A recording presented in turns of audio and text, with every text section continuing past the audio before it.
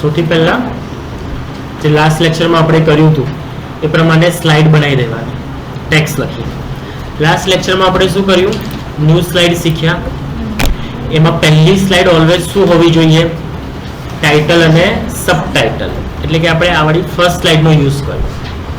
Second સ્લાઇડમાં always points લખેલા એટલે કે ઇન્ડેક્સ લખેલું હોવું જોઈએ, જેમાં આગળ પ્રેઝન્ટેશનમાં કયા કયા પોઈન્ટ આવવાના છે દેખાશે. એટલે આપણે એના માટે શું યુઝ કર્યું? Two content. જો પોઈન્ટ્સ વધારે હોય તો, ફોર એક્ઝામ્પલ 4 પોઈન્ટ છે, 5 જ પોઈન્ટ છે, તો તમે શું યુઝ કરશો? Title and content.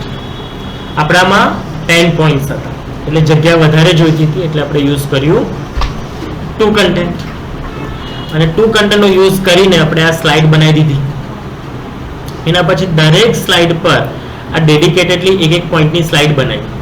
જેમ કે ઇન્ડિયન ફેસ્ટિવલ છે તો એની સ્લાઇડ, એના પછી દિવાળી છે તો એની સ્લાઇડ બનાવી. ઓકે, બટ આ જે સ્લાઇડ આપણે બનાવી છે એ એકદમ પ્લેન છે, બેઝિક સ્લાઇડ્સ છે. હવે આપણે એને ડિઝાઇન આપીશું અને એનો કલર પણ ચેન્જ કરતા શીખીશું. એટલે કે મેં ડિઝાઇન આપી, ડિઝાઇન મને ગમી પણ ડિઝાઇનનો કલર મને ગમતો નથી, તો આપણે કલર કેવી રીતે ચેન્જ કરવાનું એ પણ શીખીશું. તો પહેલા ફર્સ્ટ સ્લાઇડ સિલેક્ટ કરો. દરેકનો લુકઆઉટ ખબર છે ને? લેઆઉટ શું છે? પહેલી સ્લાઇડનું ટાઇટલ અને સબટાઇટલ. બીજી સ્લાઇડમાં શું છે? Title and content. સબટાઇટલ નથી, તો ડિઝાઇન પણ એ પ્રમાણે અલગ અલગ આવશે. જેમ કે હું બતાવું. સૌથી પહેલા આપણે જવાનું છે ડિઝાઇનમાં. સ્લાઇડ કઈ સિલેક્ટ કરી છે મેં? ટાઇટલ અને સબટાઇટલ વાળી. ડિઝાઇનમાં જઈશું. ડિઝાઇનમાં મેનુનું નામ જુઓ, થીમ અને વેરિયન્ટ્સ. તો સૌથી પહેલા સિલેક્ટ થાય થીમ. થીમ સિલેક્ટ કરીશ એટલે વેરિયન્ટનું જે મેનુ છે એ ઓટોમેટિક ચેન્જ થઈ જાય. અત્યારે ખાલી માઉસ મૂક્યું ને જુઓ ઓટોમેટિકલી કલર ચેન્જ થયો. તો સૌથી પહેલા હું સ્લાઇડ 1 સિલેક્ટ કરું છું અને ડિઝાઇનમાં જુઓ અહીંયા એક સ્ટાઇલ આપેલી છે, એના પર હું માઉસ મૂકું છું તો ચેન્જ કર્યું એને શેમાં? ટાઇટલ અને સબટાઇટલમાં. બટ સેમ ઇફેક્ટ જો હું ચેક કરું સેકન્ડ સ્લાઇડમાં તો ખાલી અહીંયા એક બોર્ડર જ દેખાશે. ઇટ મીન્સ કે આ જે સ્ટાઇલ છે એ ઓનલી ટાઇટલ અને સબટાઇટલ માટે છે, ટાઇટલ અને કન્ટેન્ટ માટે નથી. તો એના માટે બીજી ઇફેક્ટ્સ પણ આપેલી છે. તો અહીંયા જુઓ મોરનો ઓપ્શન છે અહીંયા એક, તો તમને વધારાની ઇફેક્ટ્સ પણ દેખાશે. તો ત્યાં ક્લિક કરો. હવે જોજો આવી ગઈ ઇફેક્ટ્સ. એટલે અહીંયા આપણે એવું શીખ્યા કે એક સરખી સ્લાઇડ બધી સ્લાઇડમાં વર્ક કરતી નથી, બટ મને આ સ્લાઇડ જ ગમે છે તો મારે ટાઇટલમાં તો આ જ આપવી છે. તો જો હું ડાયરેક્ટ ક્લિક કરીશ ને તો બધી સ્લાઇડમાં આ થીમ એપ્લાય થઈ જશે. અને આપણે હમણાં જ જોયું કે બીજી સ્લાઇડમાં એ કામ કરતું નથી. તો મેં અહીંયા ક્લિક કર્યું અને જો હું ડાયરેક્ટ ક્લિક કરું થીમ પર, જો તો અહીંયા તો એપ્લાય થયું, પ્લસ સેકન્ડ સ્લાઇડમાં પણ એપ્લાય થઈ ગયું, જે મારે આપવું નથી. એનો મતલબ ડાયરેક્ટ ક્લિક ત્યારે જ કરો જ્યારે બધામાં સેમ ઇફેક્ટ આપવી છે. હું કંટ્રોલ Z કરું છું, અન્ડુ. જો હું ડાયરેક્ટ ક્લિક કરું આ સ્ટાઇલમાં જુઓ દેખાયું, બધી સ્લાઇડમાં સેમ ઇફેક્ટ આવી. તો તમારી રિક્વાયરમેન્ટ એવી છે કે બધી સ્લાઇડમાં સેમ થીમ જોઈએ છે તો પછી ડાયરેક્ટ ક્લિક કરો. સેમ થીમ નથી જોઈતી તો શું? તો સૌથી પહેલા સ્લાઇડને સિલેક્ટ કરો, પછી એ થીમની ઉપર જાઓ અને રાઈટ ક્લિક કરવાનું છે. રાઈટ ક્લિક કર્યા પછી અહીંયા દેખાય છે એપ્લાય ટુ સિલેક્ટેડ સ્લાઇડ. તો ઓનલી સિલેક્ટ કરેલી સ્લાઇડમાં જ એપ્લાય થશે. તમે સેકન્ડ સાઇડમાં જશો તો અહીંયા ઇફેક્ટ્સ નહીં દેખાય. અગેન સેકન્ડ સાઇડમાં જઈને જો ડાયરેક્ટ ક્લિક કરું તો પણ બધામાં આવી જશે. તો હું ડાયરેક્ટ ક્લિક નહીં કરું, અગેન રાઈટ ક્લિક અને સિલેક્ટેડ સ્લાઇડ. તો તમારે શું કરવાનું છે એક્સરસાઇઝમાં? બધી સ્લાઇડમાં અલગ અલગ થીમ અથવા થીમ સેમ આપો છો તો કલર અલગ આપો, કારણ કે આપણે આગળ જઈને સ્લાઇડ ચેન્જ થવાની ઇફેક્ટ આપવાની છે. તો જો સેમ ઇફેક્ટ આપશો ને તો ઇફેક્ટ દેખાય નહીં સારી રીતે. કલર અલગ અલગ હશે તો ખબર પડશે કે સ્લાઇડ બદલાઈ. હવે જુઓ અહીંયા મેં આ વાળી થીમ સિલેક્ટ કરી લીધી રાઈટ ક્લિક કરીને, પણ મને આ પેટર્ન અને કલર નથી ગમતો. તો થીમની બાજુમાં છે વેરિયન્ટ, એની અંદર જતા રહો. જુઓ દેખાયું, પહેલા ખાલી બ્લેક કલર દેખાતો હતો અહીંયા, તો હવે અહીંયા થીમ બદલાઈ ગઈ. જુઓ રાઈટ ક્લિક કરું છું, સિલેક્ટેડ સ્લાઇડ બદલાઈ ગઈ થીમ. પણ કલર મને ગ્રીન જોઈતો જ નથી, તો મોડમાં જાઓ, કલરમાં જાઓ અને અહીંયા કલર જુઓ ચેન્જ થયો, બ્લુ જોઈએ છે, right click, selected slide. Theme રહી પણ મેં કલર ચેન્જ કર્યો.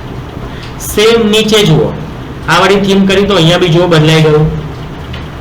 એમાં હું રાઈટ ક્લિક કરું છું, સિલેક્ટેડ સ્લાઇડ. ડન. કલર અલગ આપવો છે, મોરમાં જાઓ, કલરમાં જાઓ અને માઉસ મૂકીને ચેક કરો, તમને જે કલર ગમે સિલેક્ટ કરો. જેમ કે રાઈટ ક્લિક કરીશ અને સિલેક્ટેડ સ્ટાઇલ કરીશ, એમાં એપ્લાય થઈ જશે. ડન. ક્લિયર છે? ફરી બતાવું? હવે નેક્સ્ટ સ્લાઇડમાં જઈએ આપણે આગળ. મોડમાં જઈએ છે, again right click, selected slide. તમે જુઓ છો ઓટોમેટિક ટેક્સ્ટ ઉપર નીચે થાય છે, ગેપ ક્રિએટ કરે છે. એ થીમ એને ગાઈડ કરશે.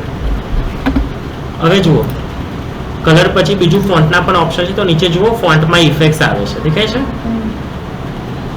જો એ ઘણી બધી ફોન્ટ સ્ટાઇલ છે. તમે તમને કોઈ ફોન્ટ સ્ટાઇલ ગમે તો એ તમે એપ્લાય કરી શકો રાઈટ ક્લિક કરીને.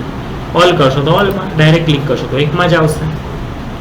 કલર ચેન્જ કરવો તો કલર બદલી પણ શકો અહીંયાથી રાઈટ ક્લિક કરી સિલેક્ટેડ સ્લાઇડ. ફાવશે એવી રીતના બધામાં ઇફેક્ટ્સ. હવે આપણે જોઈએ કે આનું પ્રેઝન્ટેશન કેવી રીતના બતાવવાનું. તો કીબોર્ડ પરથી F5 પ્રેસ કરવાનું, ફંક્શન કી F5. ફંક્શન કી કેવી રીતના દેખાશે એ મેઇન છે.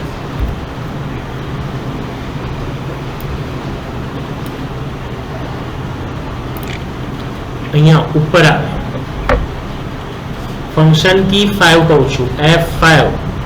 નહીં તો પાછું અહીંયાથી F દબાવશો ને નંબરમાંથી 5 દબાવશો અને કહેશો આવતું નથી. F5 એટલે ફંક્શન કી 5 આ વાળું યાદ રહેશે ને? હા. તો એ પ્રેસ કરશો કીબોર્ડ પરથી તો પણ આવશે.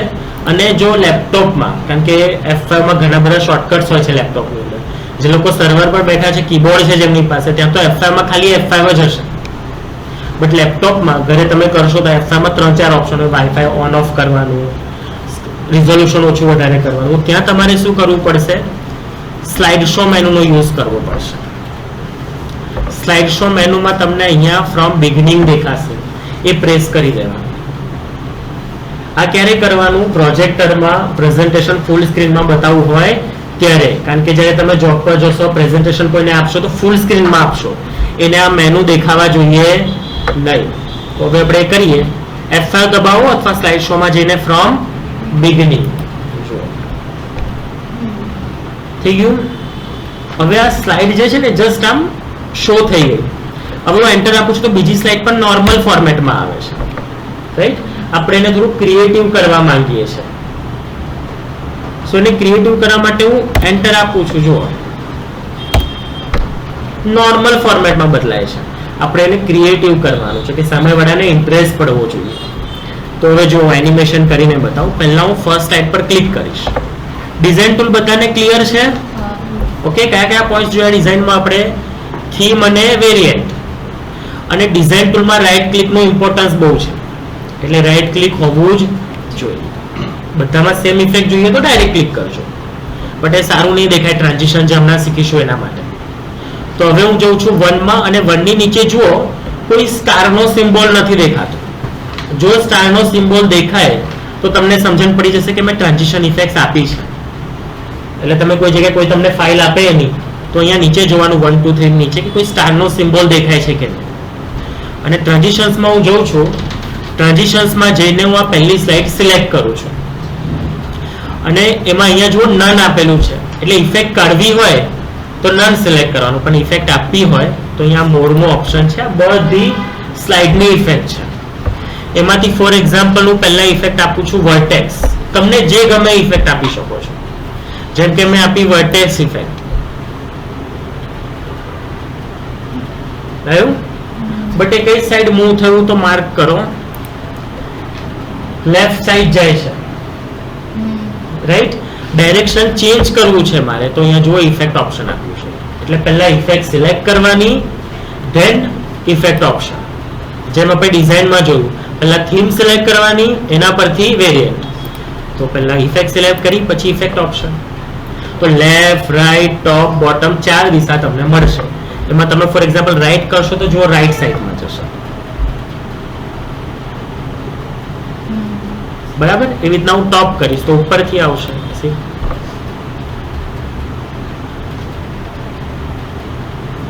ઓકે, ચલો આ ઇફેક્ટ ડન થઈ ગઈ. અને આ સેમ ઇફેક્ટ જો બધી સ્લાઇડમાં જોઈતી હોય તો તમારે અહીંયા એક ઇફેક્ટ આપ્યા પછી એપ્લાય ટુ ઓલ દબાઈ દેવાનું. તો આ સેમ વર્ટેક્સ વાળી ઇફેક્ટ જ બધી સ્લાઇડમાં આવશે. બટ આપણે બધી સ્લાઇડમાં સેમ ઇફેક્ટ આપવાની નથી.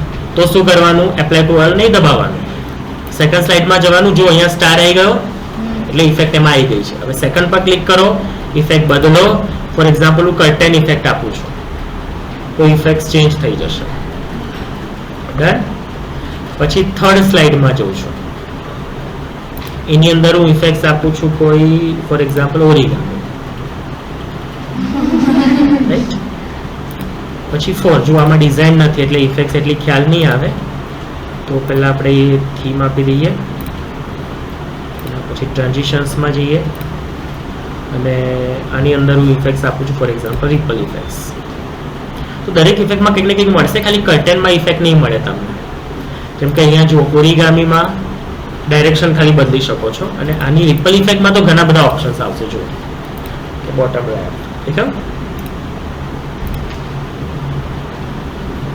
ઓકે, હવે જો હું F5 દબાઈશ તો ઇફેક્ટ એ રીતના આવશે. જુઓ,